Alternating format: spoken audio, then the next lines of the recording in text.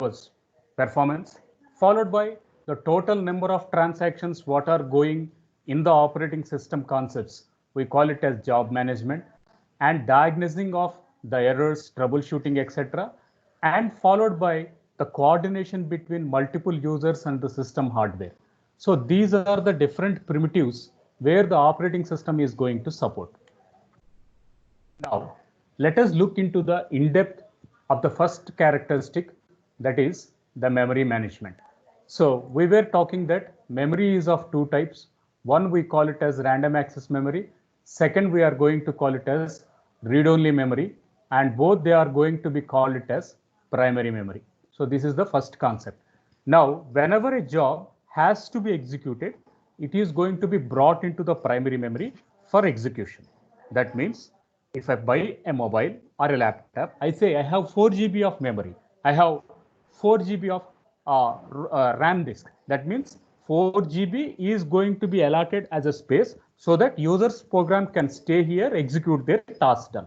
So now what is happening is a job has to be allocated space. So allocation of that space to those is via the memory management.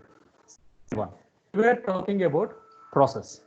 So we were talking about one we call it as program, another we call it as process. So if the program is staying in C drive, D drive, it is a passive entity.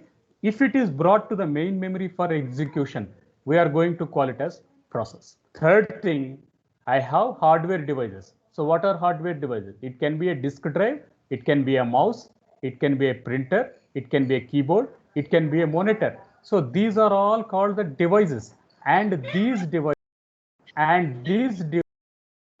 has to be taken care or given control over it. So these devices has to be managed. So that management we are going to call it as device management. Now, coming to the other characteristics is file management. That is, a file has to give some resource for execution. Now, what is a resource? Resource can be memory, resource can be a CPU cycle, resource can be some storage location. I will just mute here 1 second.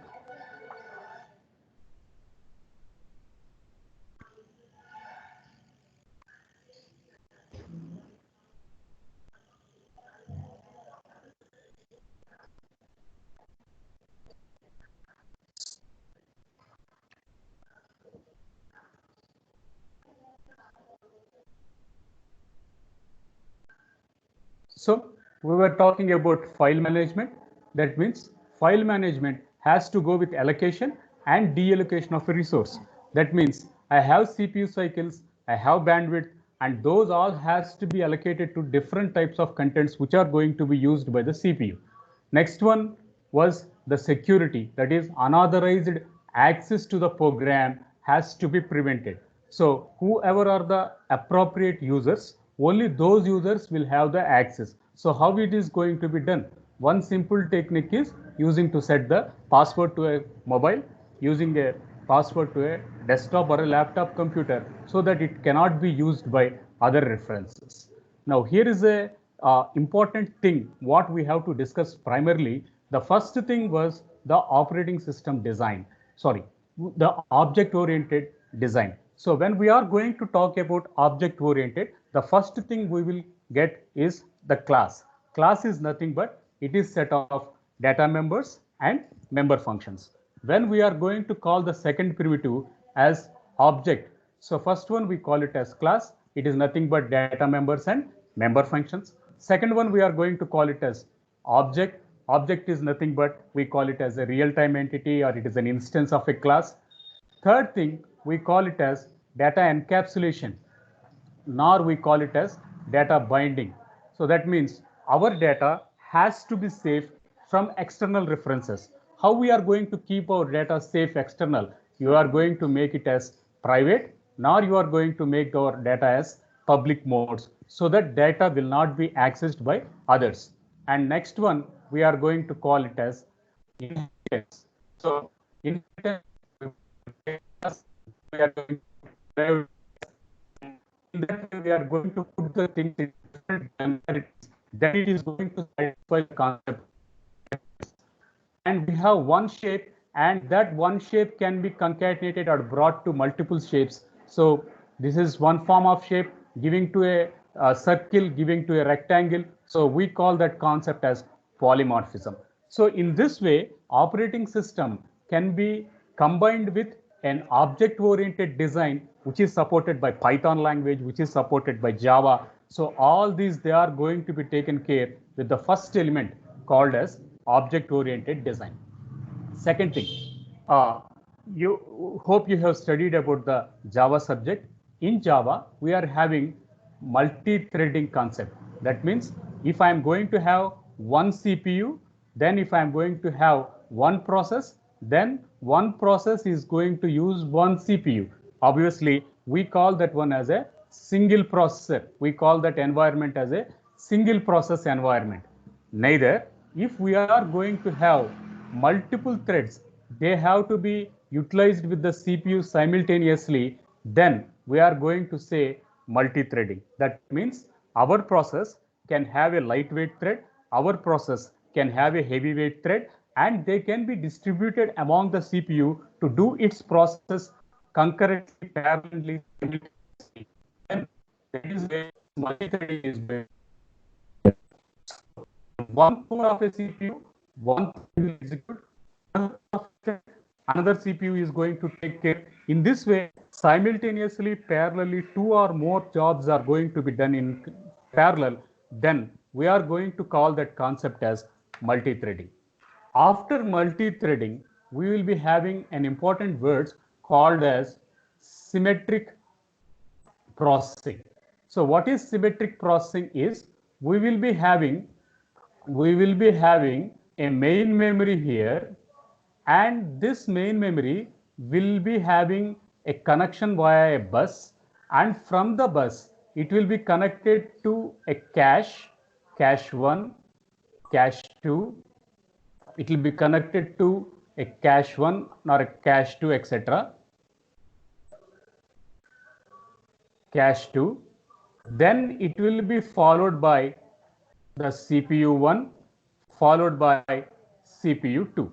That means if I am going to have an architecture, of symmetric multiprocessing, then what is happening is, we will be having one memory. That memory we will be calling it as shared memory. We will be calling it as shared memory, and this shared memory will be processed by CPU 1, CPU 2, and CPU 3. That means single memory is going to be shared by multiple CPUs at a time. Then we are going to call that process as a asymmetric multiprocessing. Next comes, we will be having microkernel architecture. So the next word was microkernel architecture. So what is microkernel architecture? Now the world diagram just now I was telling is, I will be having a common memory, and this common memory is going to be shared with multiple processes. This memory is going to be shared with multiple processes. But now the second concept I will be telling, what I am going to take is, the second concept will be, I will be having main memory, and after the main memory, I will be having the separate partitions, and from that separate partitions, I will be having the CPU. So this is what we are going to call it as memory 1, memory 2, memory 3, and this is what we call it as CPU 1. We will call it as CPU 1, CPU 2, and CPU 3. So what is happening is, we will be having multiple copies here, and these multiple copies, they are going to link to the shared memory. So this is the first basic difference we have to understand. When we are going to talk about symmetric multiprocessing, one memory is there, that memory is going to be shared with multiple CPUs. When we are going to talk about asymmetric memory processing, main memory is there, along with the main memory, there are another memories for each processor, and each processor can use the main memory, nor each processor can use its submemory. For example, Google Drive is there. So Google Drive, we will be assuming it as a common memory. I am using it from my mobile, nor I am going to use it from my desktop. Obviously, my local hard disk, what I am going to have, that is my local memory. So now I can have access to the local memory, nor I am going to have access to the global memory. So these are the two concepts where the operating system is going to support. Common memory is there. It is going to used by multiple CPUs. We call it as symmetric multiprocessing. Every memory is going to have its main memory is having its one copy, and it is going to have child copies, and these child copies are directly in control of the CPU. Then we are going to call that one as microkernel operating system. The last concept in this characteristic is distributed operating systems. Distributed operating systems. So the word is itself is indicated what is distributed. Distributed in sense it can be one location here, it can be another location, another location, another location, another location, and another location. And these all locations are going to be connected via a network.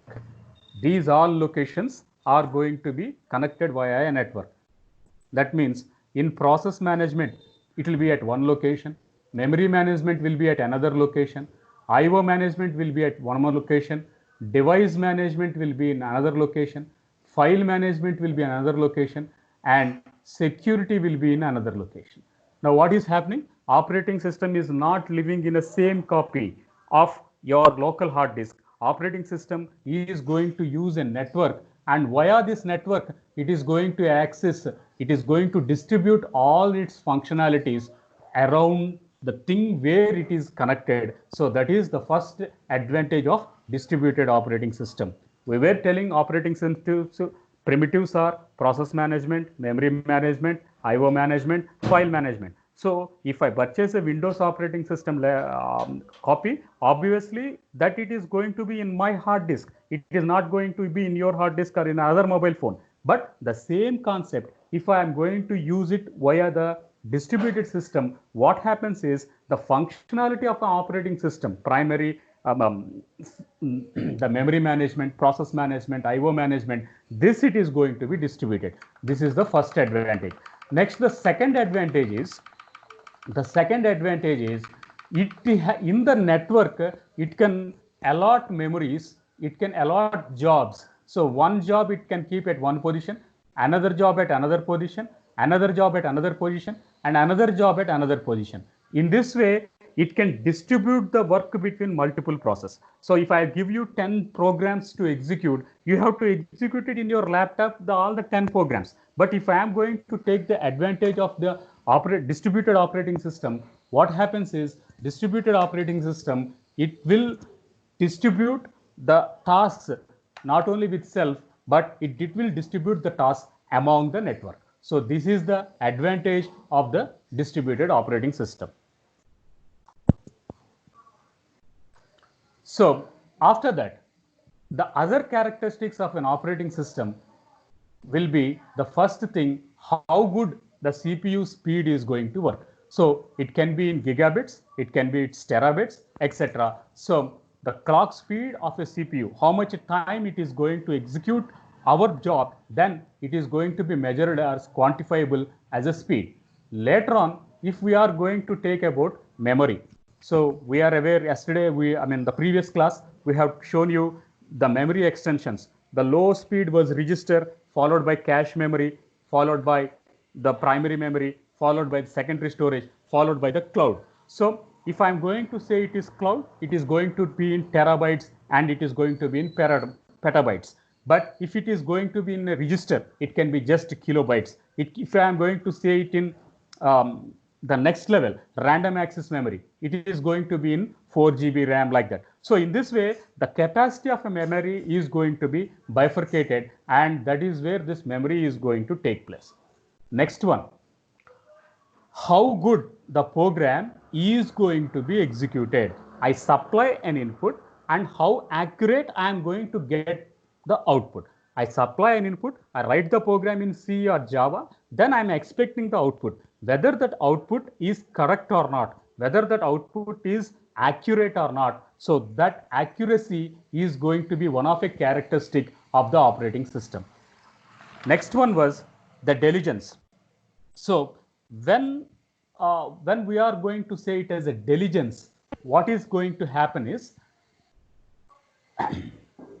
we human beings, we will work up to 6 hours or 8 hours or 10 hours or 12 hours a day. We can't work 24 hours a day. But when we are going to call it as a CPU, obviously a laptop or a desktop or mobile, its capacity is 24 hours. Its capacity is 24 hours. It need not take a rest. It need not take a break. It need not go for a sleep. It can work at a stretch for 24 hours a day. So that primitive, we are going to call it as diligence. So when we are going to call it as a diligence, human beings are having some capacity. They can work 12 hours a day, 14 hours a day. But as far as CPU is concerned, it can work round the clock. So that round the clock, we are going to call that property as diligence. After that, we will be having the next word as versatility. So what is versatility means? If an operating system is set to do a C programs, it will do C programs. If an operating system is asked to do DBMS programs, it does SQL commands. If the operating system is set to do Java programs, it does Java. If it is set to do Python programs, it does Python. Now what is happening? The brain of the memory is switching between multiple tasks, and the task need not be similar. It can execute a Google, it can execute email, it can execute Python, it can execute C, it can execute SQL. So that means it is going to have a context switching between different type of kinds of jobs. Then we are going to call it as versatility. Then we are going to call that property as versatility. So versatility is operating system is going to have a capacity that it can work to any kind of atmosphere, nor it can execute any kinds of jobs. So that is regarding the versatility. Next comes the reliability. So what is reliability in sense? We can definitely believe that operating system can successfully execute our job. It can definitely process whatever instructions we have given. Those instructions, it can be get able to be compiled successfully. Later on, the last primitive was the autonomous system. When we are going to call it as we call it as automation system. So automation system is nothing but we say robotics. They are replacing the human jobs. So all the type of automations are going to have up to 2025, all the regular jobs will be automated. The machines are going to replace the human beings. So that is one of a danger which we will be getting. So because of artificial intelligence emergence, what is happening is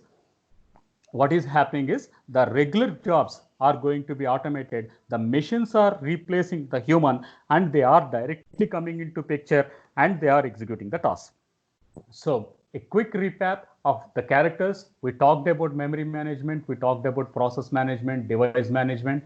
Then we talked about file, we talked about security. Then we were telling that we have an object-oriented programs, that is, it has class, objects, inheritance, polymorphism. Then it can do concurrent programming, that is, it can execute 2 or more threads at a time, 2 or more jobs at a time. Then we were telling that is called as a multi-threading. Next, we talked about symmetric multiprocessing. In symmetric multiprocessing, we were mentioning that a shared memory is there. Memory can be shared by multiple CPUs. We call it as symmetric multiprocessing. Then we talked about microkernel architecture. In microkernel architecture, shared memory is there. Along that, every CPU is having its own set of memory. So CPU has a luxury to access its local memory, or CPU can access the global memory. So that is where we talked about microkernel architecture. Then we were telling that the operating system can distribute its jobs, it distributes its process among the things which are in a network. So it need not be a standalone computer. So standalone computer, now you are staying in your home, your desktop is not connected to any network. Obviously, your system is called as a standalone system. Now, if you are able to be in your labs, and then if you are able to communicate with one another, it is tied up with bus architecture, and you are able to exchange information.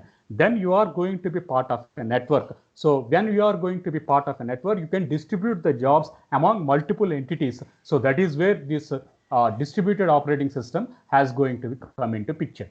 Next, we are talking about the extension characteristics of operating system. The first thing, how good a CPU is going to work, what is the speed of a CPU. Second thing, we were talking about the storage capacity of a memory. It can be in gigabytes, it can be in terabytes.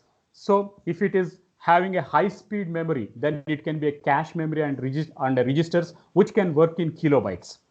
Later on, we were talking about accuracy. Accuracy is that I am executing my programs. After executing my programs, I give input and I am expecting correct answer, a genuine answer. That too, you should not any having bugs, virus, etc. So obviously, I expect the data should be accurate, 100% trustworthy. Then you believe that the job has been done successfully. So that is one of a characteristic which can be derived by the operating system. Later on, we were talking about diligence. So our human beings are having a diligence that we can work with 10 to 12 hours or 14 hours a day. But coming to an operating system or a mobile, they can work round the clock. So there is no time limit or time buffer or time constraint. They can work round the clock. So there is no need to shut down the things, restart the things, etc. They can work continuously. So obviously, these elements, we call it as diligence. Later on, we talked about versatility. So when we are going to focus on versatility, what is happening is operating system can execute or handle any type of job. It can be a database job, it can be a programming job, it can be a networking job. So it can be things which can be done by a web browser. So any type of job, operating system can successfully handle it. So we call them as versatility. Next one, the things what we are going to get confidently executed by the operating system, we can believe it. Obviously, we say that word as reliability. So the systems where the operating system are located, they are going for automation. That is, they are replacing the routine works of a human beings with automation. So the machine itself is directly involved in that stage, and it is replacing the human being and executing the task by itself without the intervention of a human being, that is with artificial intelligence, etc. So those elements, we are going to call it as automation. So these are the different characteristics which the operating system is going to take place. So this is all the different characteristics we have to discuss about operating system. So operating system, it can, the Windows operating system, it is going to be in a tree structure. So we can say this is D drive. From a D drive, I can say operating system. Then from the operating system, it can be unit 1, it can be unit 2, nor it can be unit 3. In this way, the process of handling a things is going to be in form of a tree structure. So that is one thing we should observe. Second thing, the most important primitive is there should not be any hang up. There should not be any hang up. So hang up in sense, we should not get any deadlock situation here. So what is a deadlock is, so this bus, it can goes to the opposite direction. This bus, it can goes to an opposite direction. This bus goes to the opposite direction. And this bus, it can goes to the opposite direction. So there is no barrier for it. There is no obstacle for it. But now, if you can see this scenario, so this is a prone. This is a prone where the operating system is going to struck. So what we can do, we are going to say restart. So struck, or we can call it as hang up. So what we'll say, our mobile is struck. What is the simple solution? Restart the mobile. Again, I'm going to have a task manager and I'm going to hit on task manager. Then I say restart it. So obviously the system will refresh all the things which are in the primary memory. It refreshes and then it will bring back to the initial state. So when a deadlock is going to occur, the thing or what the general user will going to do is he is going to reboot the system, restart the system. So that is one of a simple solution of a thing. So deadlock is a situation where that two or more processes are competing for a same device, and the same device or a same resource, and all of them are asking for the same device, and they are struck up at this situation. They can't go back. They are competing with one another. So that situation we are going to say it is deadlock. We will be discussing in detail in Unit 4. We have deadlock prevention algorithms, detection algorithms, avoidance algorithms. So that we will be discussing in Unit 4 in detail. As this is an introductory chapter, we just have a glimpses of each concept. That's all. So I just talked about the root structure here. So the first thing will be a root node, then it will be a middle nodes, then it will going to be a leaf nodes. So these are the different things are going to take place. Next comes one IPC. IPC stands for inter-process communication. Inter-process communication. So what is inter-process communication is one process can communicate with another process. One process can communicate with another process, then we are going to say it is inter-process communication. How it can communicate? It can communicate via a socket programming. It can communicate via a unique pipe. So how a process will communicate with another process? There are two methodologies. One methodology we call it as socket programming. Second methodology we are going to call it as pipe programming. So when we are going to use a pipe memory, then it is going to use the shared memory concept. It is going to use the shared memory concept. When we are going to use a socket programming, then it is going to use the concept of distributed memory. So these are the two things we have to understand. If it is a shared memory, if it is a pipe, then it is going to be within the communication within the local system where the operating system is there. But if it is going to be in a distributed system, then it is going to be in the network. It is going to be in form of a network, and it can communicate with jobs which are inside the network. So using internet or using intranet, the things can happen where we are going to say it can happen via distributed memory. But the same communication is using a shared memory, and this shared memory is restricted to your desktop, restricted to your laptop or a mobile. Then that inter-process communication can be assumed as a pipeline. But if it is going to be between networks, so it can be using some internet, or it can be using some intranet or a wide area network or a local area network or Ethernet, and then starts its communication, then it is going to be process of distributed management, memory management. So this is all up for the second topic. Now, so after this topic, we will take up another thing. So the another thing was, we call it as concepts of operating system. So the third topic what we are going to consider will be the concepts of operating system. So what is concepts of operating systems, or what the things are there? So again, we have to begin from the scratch. We will say that we will be having our applications. Applications can be Gmail, applications can be a Python, applications can be the things which are going to be there. So these are the front-end applications, and these front-end applications, they are going to be with applied to the operating system concepts. These are going to be applied with the operating system concepts. And one second.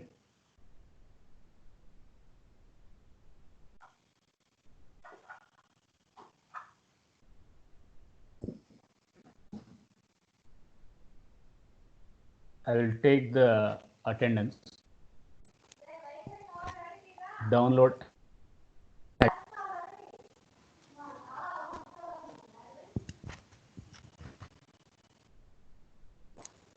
Yeah.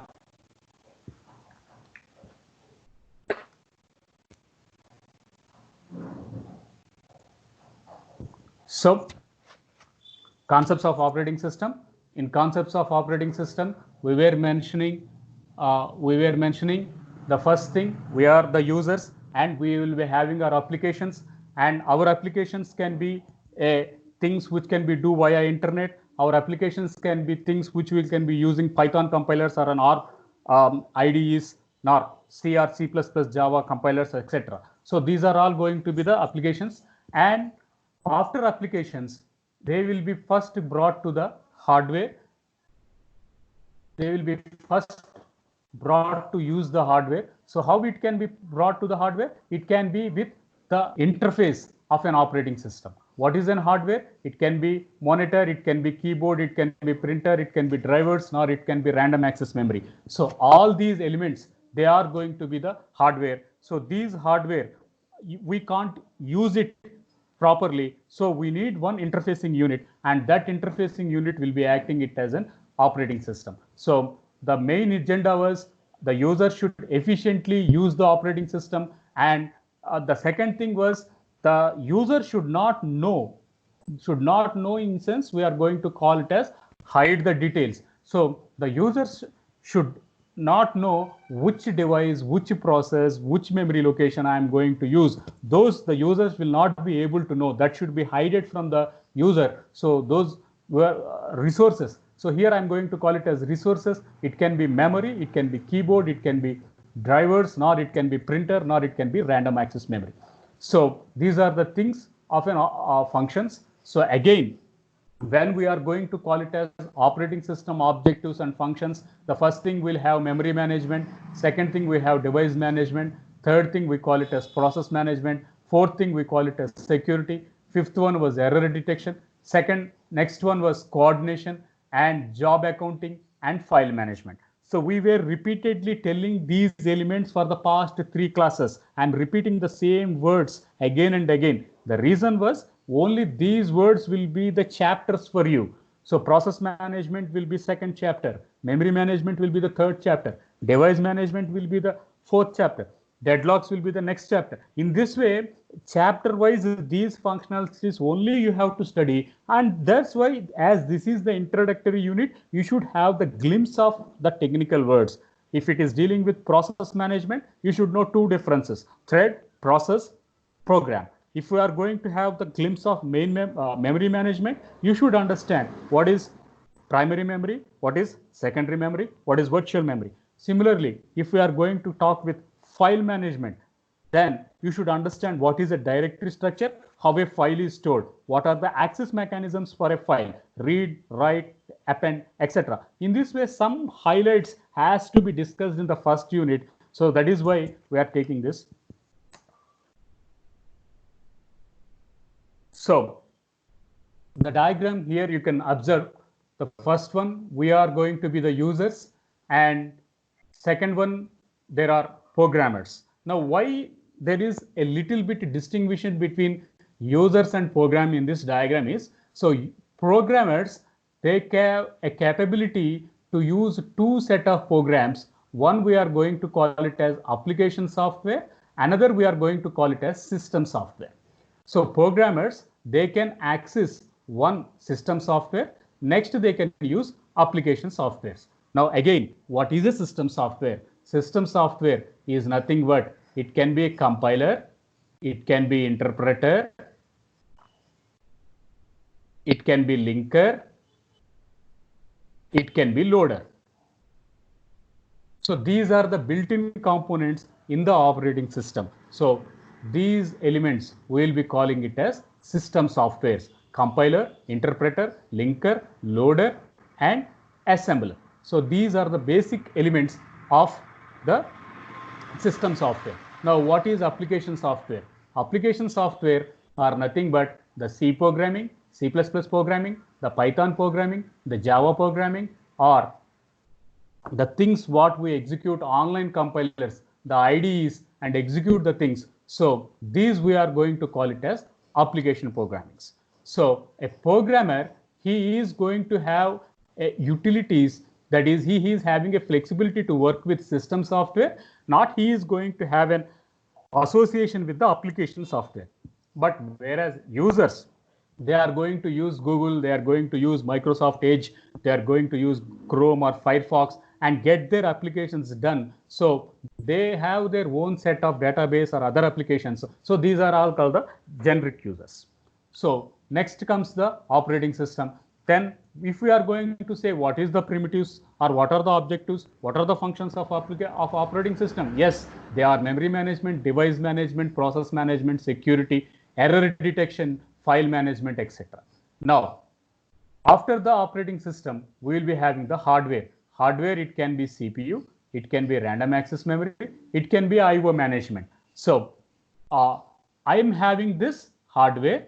and this hardware has to be used by the users. Obviously, the only thing is we need a firmware application, and that firmware application is nothing but the operating system. So there are different perceptions you should understand. My intention is how the author is going to take you to give the glimpses of operating system in multiple ways. The author in this unit 1, he has taken a lot of examples to inculcate in different ways what is the definition of an operating system. At the end thing, he will bring that it is a mediator between the system user and it is the mediator between the hardware. But how it is going to act as a mediator? So that is the only glimpse I am taking this from the past 3 classes.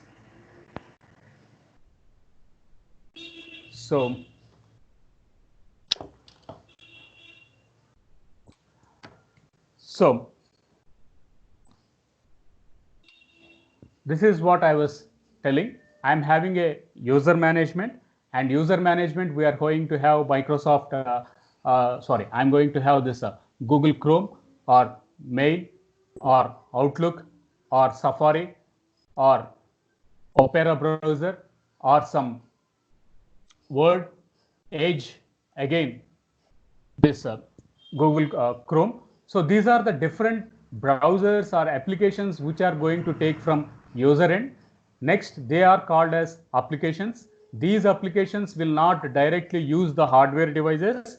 These applications will use the operating system. What is operating system here? It can be an Android application, it can be a iOS operating system on your mobile, nor it can be some Mac operating system on Apple notebook, nor it can be Windows or Linux operating systems on a desktop and laptop computer. So this is an abstract diagram where you can easily understand. So the devices here they have given, it can be a desktop computer, it can be a laptop computer. All the components inside them, they are called as computer hardware. All the components inside your mobile phone, they are called as device hardwares. So the operating system which you are able to communicate with the chip or the plastic device in your hands using as a mobile, that operating system we call it as Android. Due to Android operating system residing on your mobile phone, you are able to access the internal components of the things and the external softwares which are provided by the app or Google Play Store, etc. So those are all the applications. Those applications has to be deployed into your mobile. Then you need the support of an operating system. So that is where the Android is going to take into picture. So this is for our day. So thank you very much. Thank you for your listening, and we'll be back for next class tomorrow. Thank you for joining.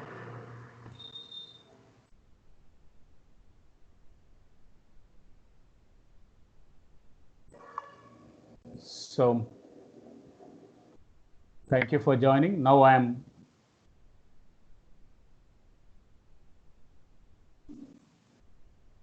stopping my recording. So at any time you can visit the same class, all the recordings or all the